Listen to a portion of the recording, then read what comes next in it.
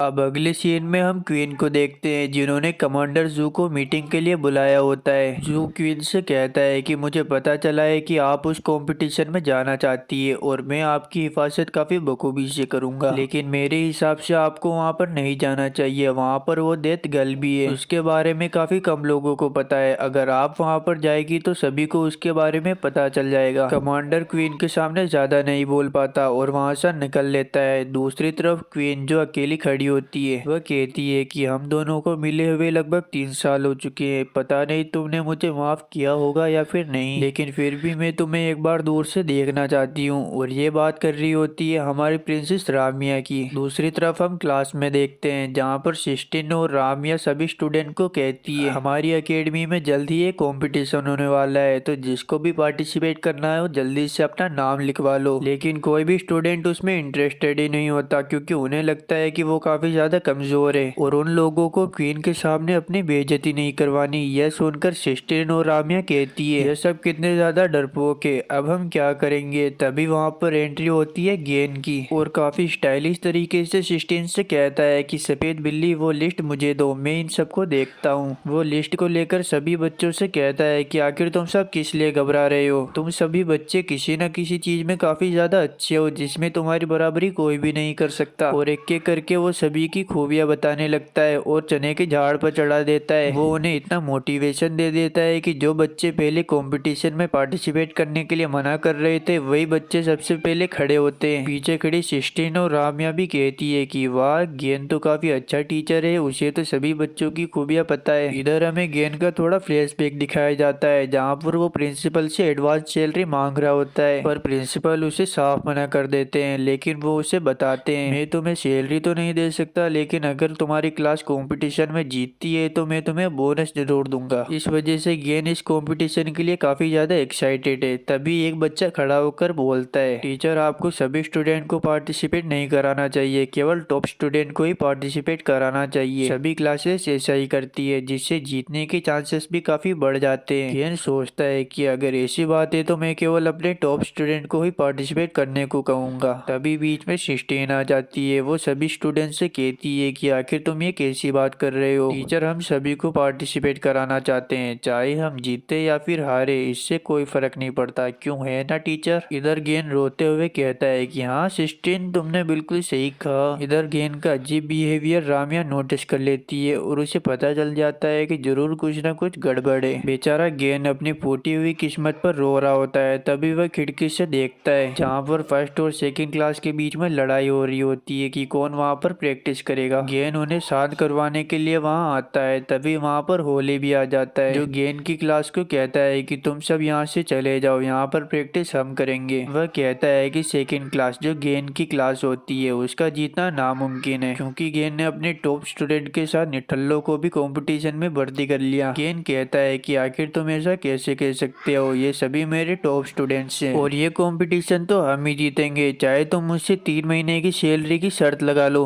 होली ये शर्त मान लेता है क्योंकि उसे पता है कि जीत तो उसी की होगी। गेन भी सोचता है कि शायद अब पैसों का जुगाड़ हो ही जाएगा। तभी बीच में सिस्टीन आ जाती है। वह होली से कहती है कि कोई भी गारंटी नहीं है कि आप ये कंपटीशन जीतेंगे, और देख लेना हमारी क्लास ये कंपटीशन जीतेगी। और रही बात पैसों की, तो हमें पैसों वैसों का लालच नहीं है, हम तो बिना पैसों के भी आपसे कंपटीशन करने के लिए तैयार हैं, क्यों है ना सर। गेन रोते हुए कहता है, हाँ तुमने सही कहा घूसट बुढ़िया। और गेन का ये बर्ताव राम्या नोटिस कर लेती है। अब सीन चेंज होता है जहाँ पर गेन सभी स्टूडेंट को कंपटीशन की तैयारी करवा रहा होता है और राम्या और सिस्टीन गेन को दूर से ही देख रही होती है और कहती है कि हमारा टीचर कितना मेहनती है। अब राम्या अपने पास्ट के बारे में सोचने लगती है जहाँ पर उसकी मॉम ने उसे छोड़ दिया, जहाँ पर वो किडनैप हो चुकी थी। तभी गेन आकर उसे बचा लेता है। अब रात को सिस्टीन राम्या के पास आती है और उससे कहती है कि कल क्वीन भी आने वाली है। राम्या कहती है कि तुम टेंशन मत लो, अब मेरा उन लोगों से कोई भी लेना देना नहीं है, मैं तुम्हारी मॉम डैड को ही अपने रियल पेरेंट्स मान चुकी हूँ। दूसरी तरफ हम क्वीन को देखते हैं जो कंपटीशन देखने के लिए आ रही होती है और काफी ज्यादा खुश भी होती है क्योंकि वो इतने सालों बाद अपनी बेटी को देखेगी। साथ ही क्वीन ने एक ब्लू कलर का नेकलेस भी पहना हुआ था। अब हम देखते हैं कि क्वीन कंपटीशन की अनाउंसमेंट करती है। वहाँ पर होली कहता है कि ये कंपटीशन तो हम ही जीतेंगे चाहे कुछ भी हो जाए। कंपटीशन शुरू हो जाता है और गेन की क्लास काफी अच्छा परफॉर्म कर रही थी। वह अब तक थर्ड पोजीशन पर आ चुकी थी। गेन भी सोचता है कि आखिर मेरी क्लास इतना अच्छा परफॉर्म कैसे कर रही है, ये तो निठल्ले थे। राम्या और सिस्टीन भी टीचर की तारीफ करती है कि उन्होंने बच्चों को इतनी अच्छे से ट्रेनिंग दी। गेन कहता है कि मुझे उन बच्चों पर पहले से ही काफी भरोसा था, वो इस गेम को जरूर जीत कर रहेंगे। इधर गेन की मोटिवेशनल बातें सुनकर पूरी क्लास और भी जोश में आ जाती है। अब अगला राउंड शुरू होता है। इस राउंड में राम्या भी पार्टिसिपेट करेगी। उसके पास एक बॉडी बिल्डर खड़ा होता है। वो राम्या से कहता है कि तुम्हारा जीतने का चांस ही नहीं है, तुम जल्दी से इस कंपटीशन से बाहर हो जाओ। राम्या कहती है कि तुम 5th क्लास के स्टूडेंट हो ना, और अभी तुम्हारी पोजीशन सेकंड है, अगर हम लोगों ने तुम्हें हरा दिया तो हमारी क्लास सेकंड पोजीशन पे आ जाएगी। यह सुनकर बॉडी बिल्डर हंसने लगता है और राम्या को ऑल द बेस्ट बोलता है। कंपटीशन शुरू होता है और ये जादूगर सुलाने वाला मैजिक इनके ऊपर छोड़ता है। उस मैजिक की वजह से एक लड़का वहीं पर सो जाता है। अब ये जादूगर दूसरा मैजिक करता है जिसमें ये राम्या को देखकर अपनी स्टिक को अजीबोगरीब तरीके से चाटने लगता होता है। सभी पार्टिसिपेंट्स इसे हिलेरियस बोलते हैं और उनमें से एक दो तो गिर भी जाते हैं। इधर सिस्टीन टेंशन में होती है। वह गेन से कहती है कि आखिर रामिया ये कंपटीशन कैसे जीत पाएगी, वो तो सिर्फ हीलिंग मैजिक ही ठीक से कर सकती है, बाकी मैजिक तो उसे आता ही नहीं। गेन उससे कहता है कि उसके बारे में तुमसे ज्यादा मुझे पता है, वो क्या कर सकती है और क्या नहीं, और तुम टेंशन मत लो, ये कंपटीशन तो वही जीतेगी। इधर गेन मन में सोच रहा होता है कि अरे यार कहीं मैंने गलती तो नहीं कर दी रामिया को बेचकर। इधर जादूगर एक एक करके बहुत सारे मैजिक इनके ऊपर चलाता है और लगभग धीरे धीरे करते हुए सभी लोग एलिमिनेट हो जाते हैं। अब बस रामिया और ये बॉडी बिल्डर बचा होता है। ये जादूगर इनके ऊपर एक और मैजिक करता है, लेकिन इन दोनों को तो कुछ भी फर्क नहीं पड़ता। फिर ये जादूगर अपनी पावर दिखाते हुए मैजिक के असर को कई गुना तक बढ़ा देता है, जिससे रामिया को थोड़ी तकलीफ होने लगती है और थोड़ी देर बाद रामिया नीचे गिर जाती है। वो उठने की कोशिश करती है लेकिन कोई फायदा नहीं। तभी वहाँ पर गेन आता है, वो रामिया को संभालता है। वह कहता है कि अब तुम्हें और ज्यादा करने की कोई जरूरत नहीं, तुमने पहले ही बहुत कुछ कर लिया है। रामिया भी उसकी एडवाइस मान लेती है, यानी कि रामिया इस कंपटीशन को हार गई। अब जैसे ही उस बॉडी बिल्डर को विजेता घोषित किया जाता है तो वह तो कोई रिस्पॉन्स ही नहीं करता। तभी जादूगर कहता है कि शायद ये मेरी मैजिक की वजह से पहले ही अनकॉन्शियस हो गया है, यानी कि ये मैच की विजेता हुई रामिया। यह सुनकर क्वीन भी काफी खुश होती है। वह कहती है कि रामिया को एक अच्छा दोस्त मिल चुका है और एक अच्छा मेंटोर भी। सिलिका क्वीन से कहती है कि आपको रामिया से जाकर बात करनी चाहिए। क्वीन भी इस बारे में सोचती है। दूसरी तरफ ये दो अनजान लोग जो गेन के ऊपर काफी दिनों से नजर रखे हुए थे,